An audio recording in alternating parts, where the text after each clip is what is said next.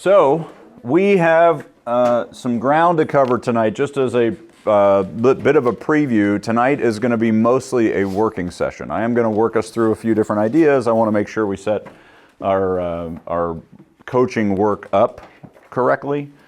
But we're going to spend the majority of the time actually in the weeds tonight. So that's why we want you to have your credit report with you, because we are going to be looking at it. We're going to be circling things. We're going to be writing all over it and making sure we know what our next steps are. And then we're going to talk about what it looks like to continue to meet with a financial coach in order to continue to make progress one-on-one. So that's the goal for tonight.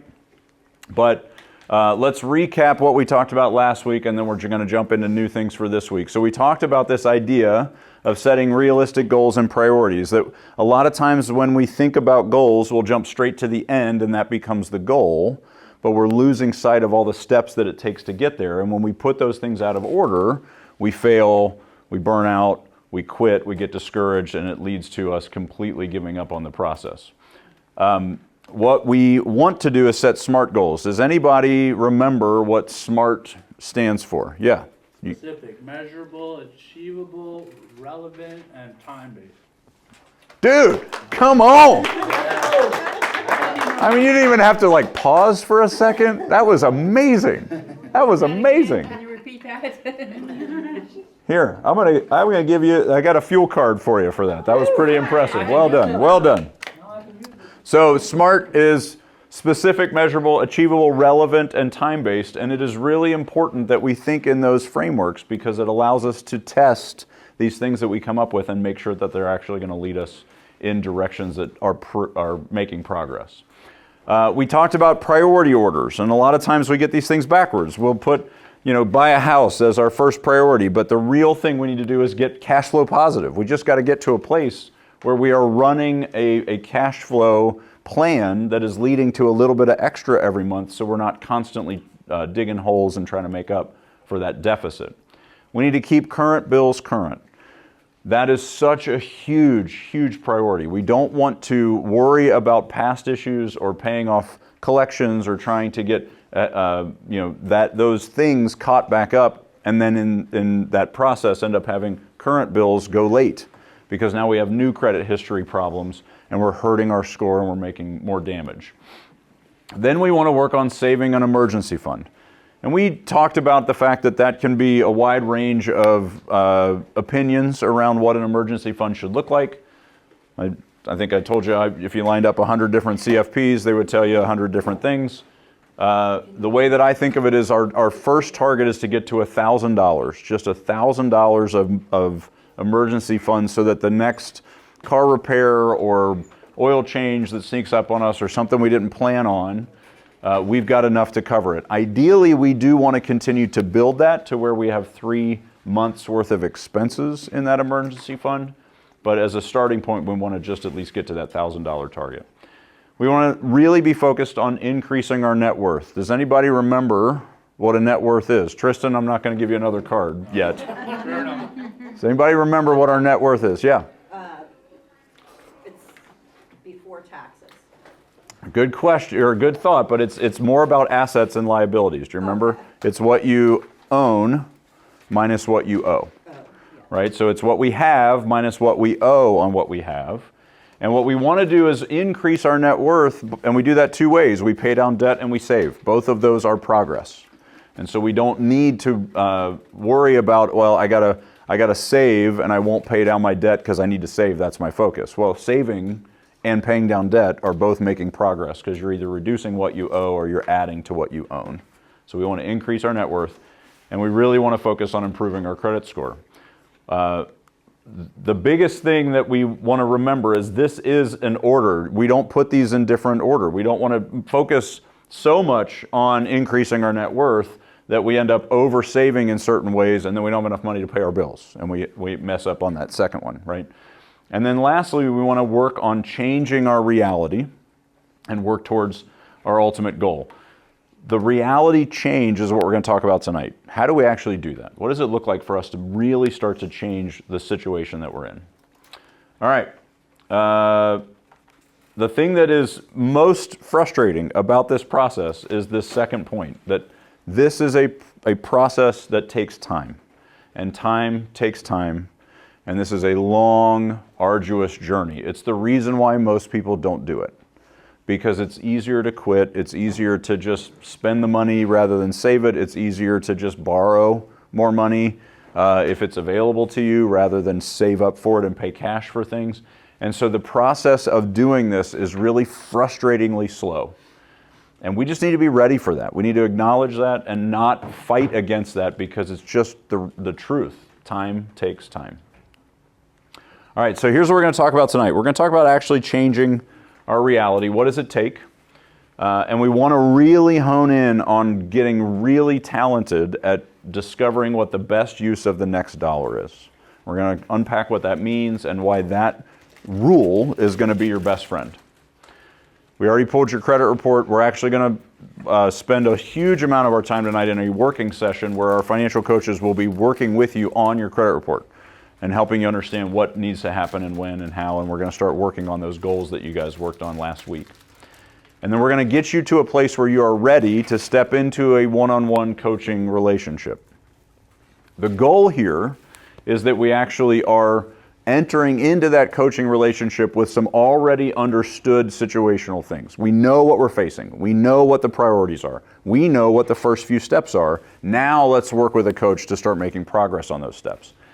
If we don't do that work ahead of time, then we're going to be in this constant push-pull, this never-ending fight where the client is saying, I want to buy a house, and the coach is saying, you need to get to a positive cash flow. Right? If we're not on the same page of how these priorities work, then the coaching relationship breaks down. So that's why we do all this work ahead of time, is to get you to a place where you have the same mindset and we're actually working together on the same goals. All right. So we talked about all this stuff. I don't need to rehash all these things, but one of the things that's really interesting is just reliving what we've done. We talked about the idea of defining your reality. What is the situation that you're in? Understanding what that means. Then we talked about what do we want to change? What are the priorities within that reality? And now we're going to actually talk about tonight going about the work of changing it. So a lot of times that's a frustrating thing because you think this is what we should be doing first, the changing of reality. Why is changing reality the last step when it feels like it should be the first? Does anybody have any thoughts on why we put this conversation last? Yeah. Like anything you do in life, you've got to do some background research and have a plan before you go ahead and make an action. You Yes. know, if you don't, I can't think of really anything that doesn't take some kind of preparation. Like even last night, I procrastinated to the last minute to choose my health insurance plan. You know, 'cause I knew I have to pick one because I'm gonna lose the Medicaid. Yeah. And I needed to be active immediately, you know, and it's only had 60 days, you know. And I had to basically learn about insurance before I could even, like, I tried to do what they said. They said, oh, just go to checkbook.org and compare plans. You can't compare plans if you don't know the metrics. And Right. If you don't even know what any of that stuff means, it's just gobbledygook. That's right. Exactly. Yeah. That's right. That's right. That's right. You need to know a plan and Be- where to go. Otherwise, And it's a great example because when you are looking at those plans, you need to understand how they apply to you and what you need before you make a decision. and it's very unique. That's right. That's right. Different people use insurance.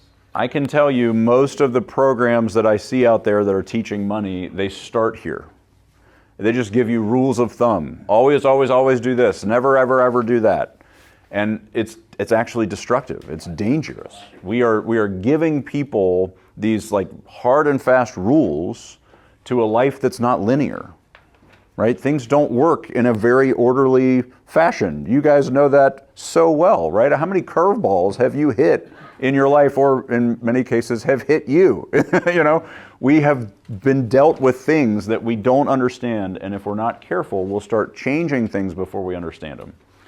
And that is really the biggest issue. When we change things we don't understand, we will do damage. And in this situation, the damage looks like, one, we'll continue to do things like pay off collections because we want to make that pain go away.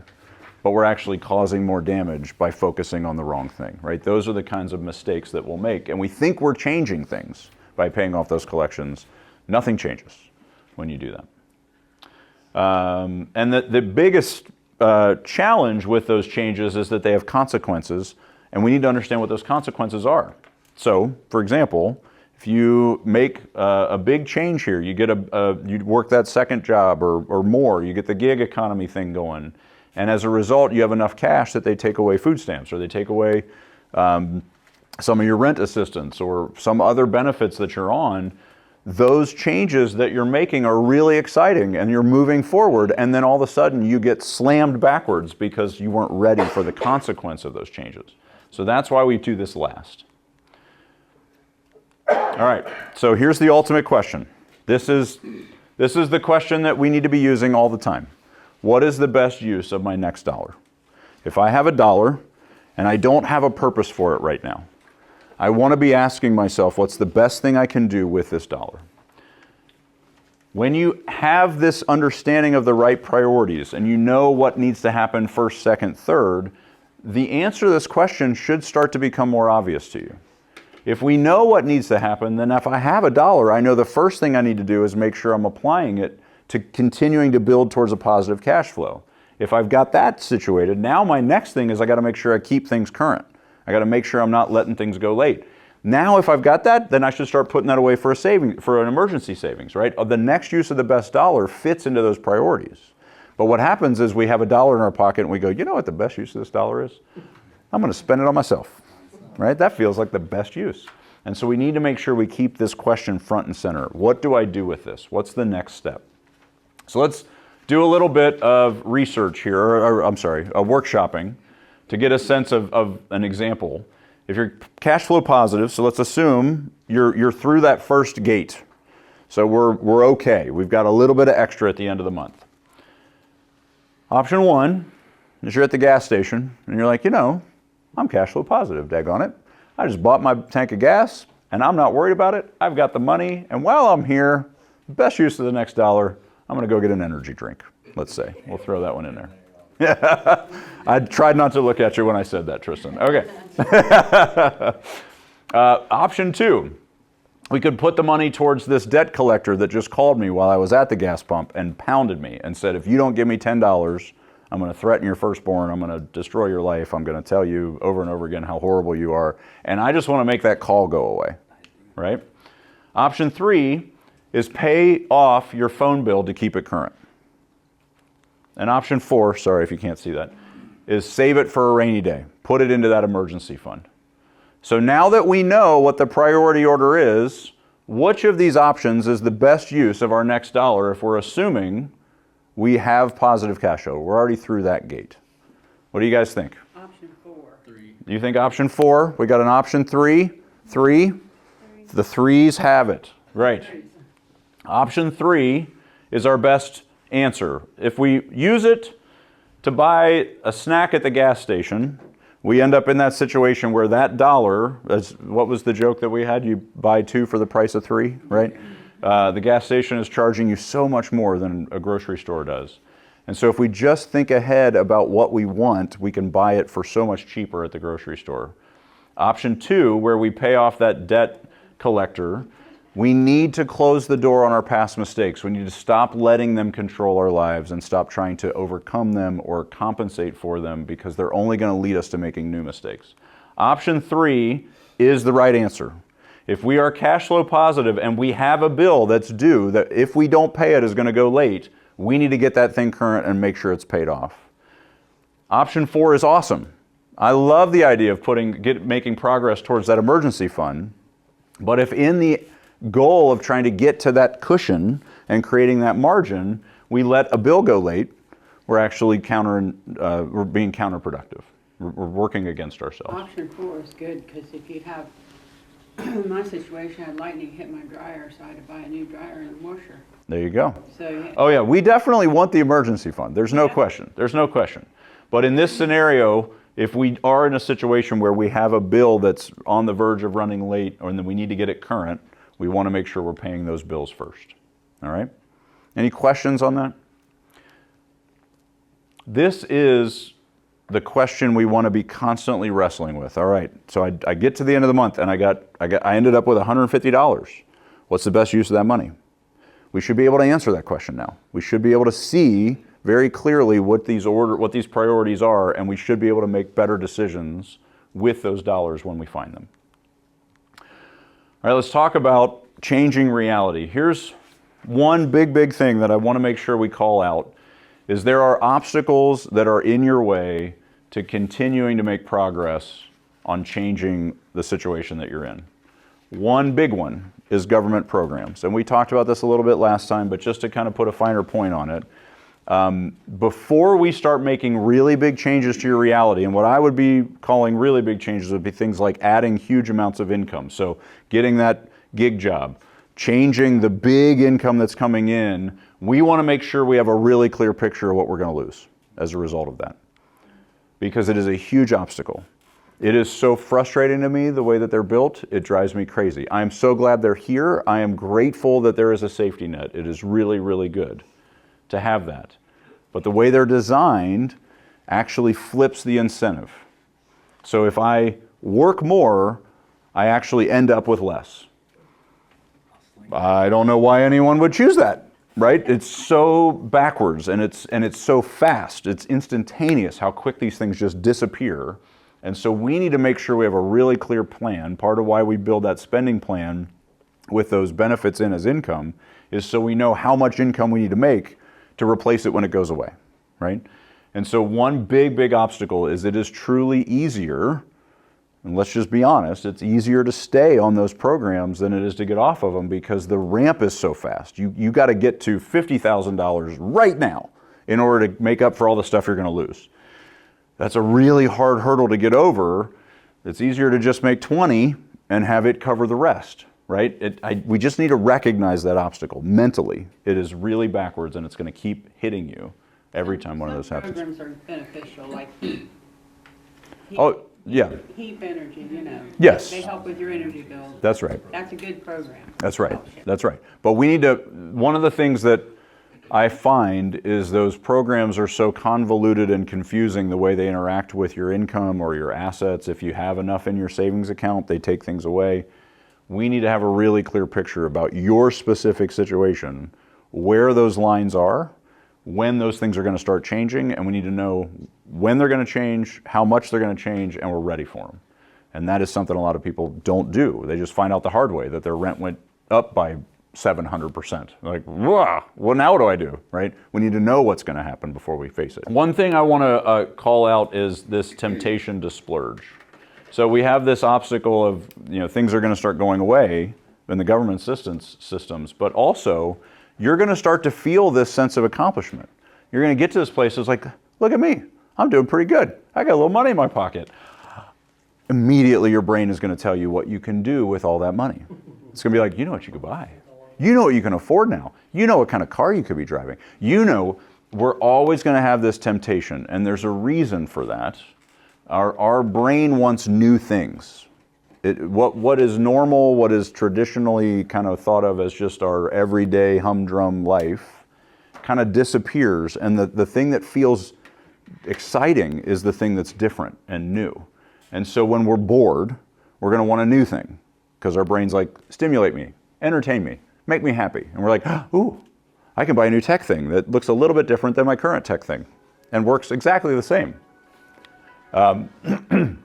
We're also going to tell ourselves we deserve it because we've worked really hard to get where we are. And that is not necessarily I don't want to say that that's untrue. If you have worked really hard, you can tell yourself you deserve it, but the problem is it's not the best use of the next dollar, right? We've got to come back to that question. One of the big things that I tell everybody, the hardest part of money is the having of it. Just letting it sit there. Just letting it be. And not immediately having our brains spin out on all the exciting things we could do with it. Just let it be. And if we can get better at that, that's like a muscle we have to work, where we don't immediately spend it because we feel that temptation to splurge. We just let it be. And what happens is that you get better at letting it be. And then you get better at having money. And then you can have more of it, right? That's how this thing builds. And then we also have this tendency to want to slide back to what we're used to. And so if you're used to eating out in kind of a certain rhythm with friends, or you're used to a kind of a certain combination of energy drinks or snacks or whatever whenever you buy, you're just going to naturally drift back to doing what you're used to. Our brain loves lazy patterns. It's just really easy to be like, well, you know, it's what I am familiar with. And when you slide back into normal, by definition, that means you're sliding back into the reality you're trying to get away from, right? So we want to make sure we're fighting that tendency to slide back. And then we talked about this last time as well, but family and friends are going to start pulling on you. They're going to start seeing you climbing. They're going to see you getting extra. They're going to see you getting to a place of stability and health. And if they're not in a place of stability and health, they will be your biggest obstacle to overcome, because you will have this sense of obligation to help them, which will slide you back. And so we need to already have answers to those questions. We need to already be able to verbalize to them why we won't be helping them, which feels so uncomfortable. But if we know what it is before they ask, then we can answer it. If we're not ready for that question, when they ask it, we just say yes. You're gonna Right. bust my budget, so. That's right. That's right. I don't have it. I don't have it. That's right. So we want to make sure we're paying attention. So here's what it takes. I'm going to go through these real quick. Again, we talked, the first thing it takes is time. This is not going to, changing your reality is something that you look back on after years and years of effort and go, ah, look, it's changed. It's not an overnight, on a weekend, all of a sudden everything's different. It is a very slow grind, and it's going to take time. It is going to take honesty. And this one's hard. This one hurts, to actually face what decisions you're making that are creating some of the difficulty that you're experiencing, and just being honest about your responsibility in it. I did it. I created it. I bought the thing at the gas station. I spent the money on the extra night out with friends. I did it. I'm creating these outcomes. And if we're not honest about that, we'll keep telling ourselves that all these other things are what's creating our problems. We need to take ownership of what's ours and then get really serious about changing it. And that takes an honest approach. It needs consistency. This isn't something where if you make good decisions for a little while, everything just gets better. It's you make good decisions for the rest of time, which is overwhelming and really scary, and I recognize that. But it is about making the same decision every time. Don't let yourself say, well, I've made 6 good decisions in a row, so I'll make one bad one. I'm just going to spend this extra money that I really can't afford to spend, and it'll probably work itself out. You have to consistently be asking what's the best use of the next dollar, and then doing that. It takes a lot of patience with yourself, with your circumstance, with your employers. It takes patience of grinding it out and growing. So if you start at a job, you're getting some income, you don't get a raise right away, right? You got to grind into that. It keeps taking time and patience to actually make those things happen. It takes an incredible amount of intentionality. We need to stop making emotional and irrational and in the moment decisions, and we need to have made the decision before we get to that point. So if you say, for example, I am going to eat these snacks, I'm going to buy enough of them at the grocery store now so that when I'm at the gas station, I don't even have the thought because I already did it. I've intentionally bought the thing ahead of time. It takes those kinds of decisions before you get to the moment of decision in order to protect yourself from your impulsiveness. And lastly, it takes a lot of inconvenience. Finding the right deals, going to a different grocery store, buying the stuff that you can at Aldi, for example, instead of buying it all at Kroger. Kroger is great, but it's also higher priced than Meijer or than some other places. So sometimes you got to drive around and find all the opportunities, which is super inconvenient than just buying it all at the gas station while you're there. Yeah, that's the deal. These are the things that it takes to start actually making change happen. What does it take from our side? Whoa, let me go back. Unfortunately, yeah, go ahead. You got a question? I was going to say all those things, like this is kind of existential, but all those things kind of sound like what you were just speaking about. They line up with the same thing as like making a behavior change or Yes. recovery. Yes. Or like addiction. Like 100%. You have to have time, consistency, Yeah. all those things, patience, That's right. attention, and honesty with yourself. That's exactly right. What you've been doing. I mean, at the end of the day, in a lot of ways, we aren't doing this here, but we are experiencing a lot of the 12-step program kind of work around money, because this is all about behavior change. This is about addiction. And so we are addicted to the patterns that we're stuck in. You're absolutely right. This is what it always takes, no matter what it is that we're talking about. That's right. So here's what happens on our side. It's going to take accountability. You won't do this alone. It doesn't work. I can tell you, we are not meant to walk any of our journeys alone. We are meant to do it in community. And so it does take someone with you walking hand in hand. And that's why our financial coaches are in the room, because that's their job. We want to actually spend the time it takes to understand your situation individually and work with you to make progress and change your reality. But that, it looks a lot like you need to do this. Well, I don't want to. I don't care. You need to do this. Or you need to do these 3 things. And you go, well, I didn't do any of those 3 things. Can we meet and talk? No, because these are the 3 things you need to do. And we're not meeting again until you've done those 3 things. This is the way that you pay your coach. Your coach is free, but the currency that we exchange is progress. Our currency is that you do the things you say you're going to do, and we hold you accountable. And then when those things are done, we give you more things to do. But if you haven't done the first 3 things, they're always going to be the first 3 things. It doesn't change. They're the most important things. Do them. And once you've done them, we'll give you 3 more. So that's the idea. Is our role as the coach is not to fix your problems for you. We can't do that. Our role is to give you the clarity of how those problems get fixed and give you the steps in bite-sized chunks to actually do it. Your role is to do those things and not expect us to fix it, not expect us to solve the problems, not expect us to make it easy, because it's not easy. It never will be. But your role is to do those things so that we can give you more things. We won't actually change your reality in any meaningful way unless we get to step 16, 18, 26 of the list. The first 3 actually aren't going to change your reality that much, but they're still the first 3 on the journey to changing it in meaningful ways. Your job is to actually do those things in the order that we ask you to. Does that make sense? Any questions on that? I want to bring us back, before we jump into our time with the coaches, I want to bring us back to your why. We talked about this when we were talking about our goals. We need to make sure we're always holding up in our minds why it's worth it, why it's worth the effort, why it's worth the sacrifice, why it's worth the self-denial. And so these are a few of the whys that we talked about. But you all wrote down your individual personal why, the thing that mattered the most. But the ones I really find to be the most important are related to relationships. Relationships are really all we actually have in life. We are designed to be in relationship. And so we are financial role models. You have an opportunity to show the path to someone who's watching you, whether that's a kid or a nephew or a friend or a parent a lot of times. I've seen so many people be financial role models to their grown parents. It's amazing, the opportunity that we have to actually influence people in this direction. We also, yeah, go ahead.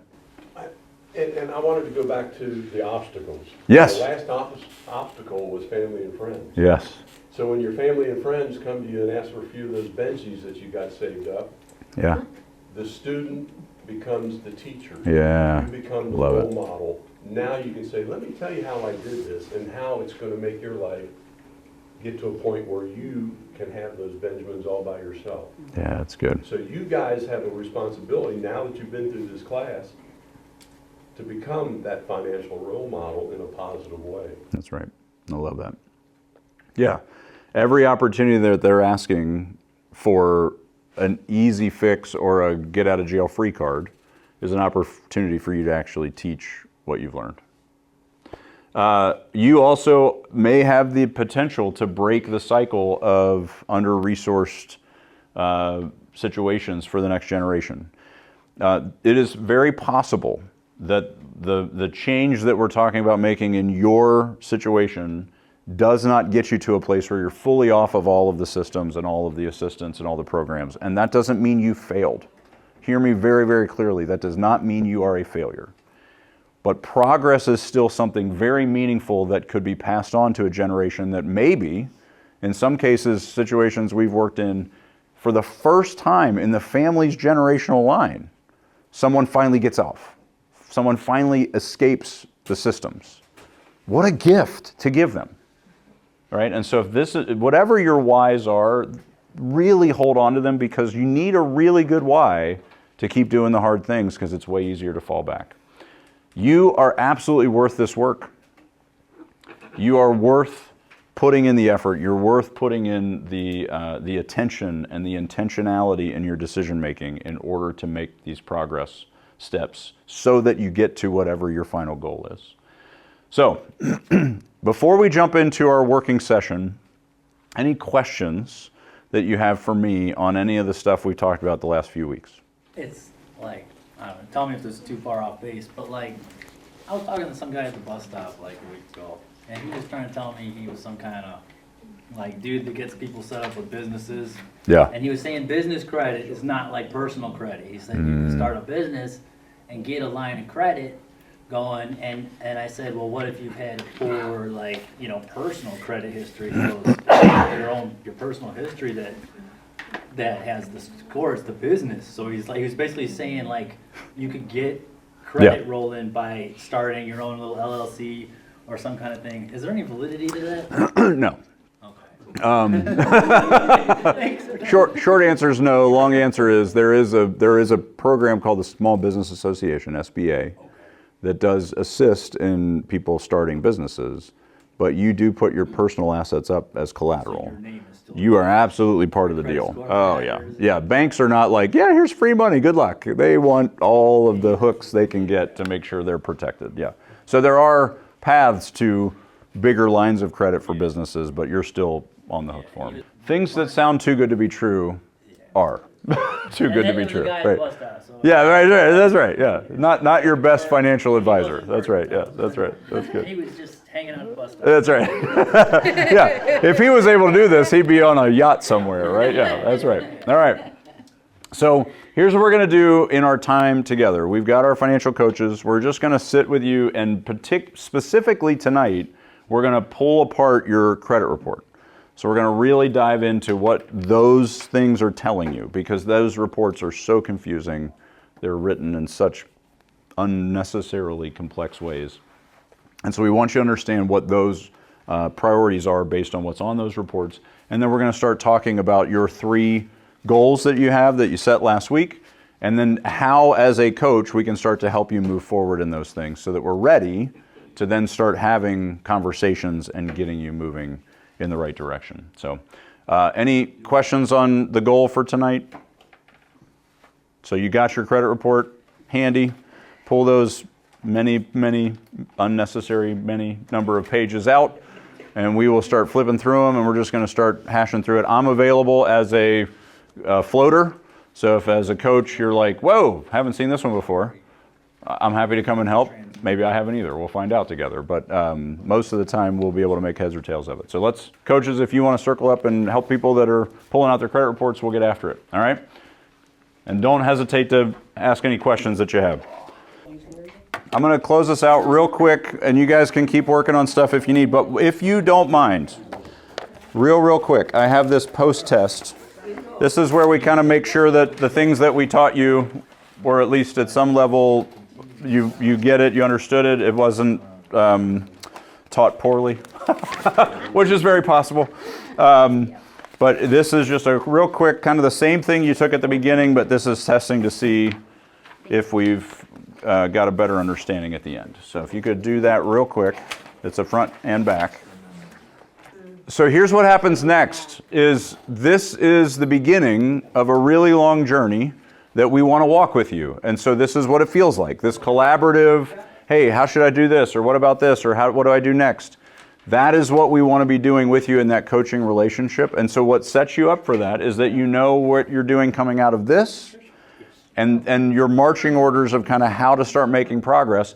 Then come back to the coach. Talk to Gina to make sure we've got you connected, and then we'll meet with you and we'll continue to help you make more progress. We'll give you the next 3 things, right? That's the way I like to think of it. We're only going to tackle this in 3-step bites. We can't do it all in 1 year. We can't do it all in 1 month. We need to do it over a lifetime.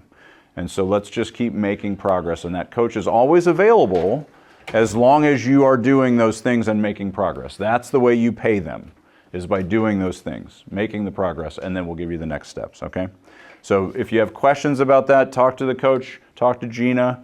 But other than that, you're free to continue to do your work or head out if you need to.